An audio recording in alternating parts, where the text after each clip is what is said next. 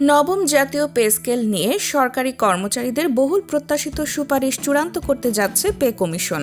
প্রাথমিক সিদ্ধান্ত অনুযায়ী আগামী ২১ জানুয়ারি পে স্কেল নিয়ে কমিশনের চূড়ান্ত সভা অনুষ্ঠিত হতে পারে। এ সভাতেই নবম পে স্কেলের যাবতীয় সুপারিশ চূড়ান্ত করা হবে বলে সংশ্লিষ্ট সূত্র নিশ্চিত করেছে। পে কমিশনের এক সদস্য নাম প্রকাশ না করার শর্তে জানিয়েছে, ২১ জানুয়ারির সভাটি হতে যাচ্ছে কমিশনের শেষ ও সবচেয়ে গুরুত্বপূর্ণ সভা। যদিও এর আগে আরও একটি পূর্ণ কমিশনের সভা হওয়ার সম্ভাবনা রয়েছে, তবে মূল সুপারিশ চূড়ান্ত হবে ওই দিনই। সময় স্বল্পতার কারণে কমিশন দ্রুততার সঙ্গে কাজ শেষ করার চেষ্টা করছে বলেও জানান তিনি। এদিকে পে স্কেলে বেতনের অনুপাত ১:৮ চূড়ান্ত করা হয়েছে বলে জানা গেছে। বৃহস্পতিবার সচিবালয়ে অনুষ্ঠিত পূর্ণ কমিশনের সভায় এই সিদ্ধান্ত নেওয়া হয়। এর আগে ১:৮, ১:১০ এবং ১:১২ এই তিনটি প্রস্তাব নিয়ে আলোচনা হয়।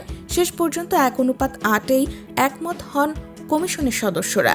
এর অর্থ হল সর্বনিম্ন গ্রেডের বেতনের তুলনায় সর্বোচ্চ গ্রেডের বেতন হবে ৮ গুণ। সর্বনিম্ন বেতন নিয়ে ৩টি প্রস্তাব উত্থাপন করা হয়েছে। প্রস্তাবগুলো হলো ২১,০০০ টাকা, ১৭,০০০ টাকা এবং ১৬,০০০ টাকা। এই তিনটির মধ্য থেকে একটি চূড়ান্ত করা হবে পরবর্তী সভায়। তবে সর্বোচ্চ বেতন স্কেল এখনও নির্ধারণ হয়নি, কারণ বেতনের পাশাপাশি বাড়ি ভাড়া, চিকিৎসা ভাতা ও অন্যান্য সুবিধার বিষয়গুলো এখনও চূড়ান্ত হয়নি। এসব ভাতা নির্ধারণের পরই সর্বোচ্চ বেতন স্কেল সম্পর্কে চূড়ান্ত সিদ্ধান্ত আসবে বলে জানিয়েছে কমিশন। সব মিলিয়ে ২১ জানুয়ারির সভায় নবম পে স্কেল নিয়ে সরকারি কর্মচারীদের জন্য চূড়ান্ত দিক নির্দেশনা দেবে বলে ধারণা করা হচ্ছে।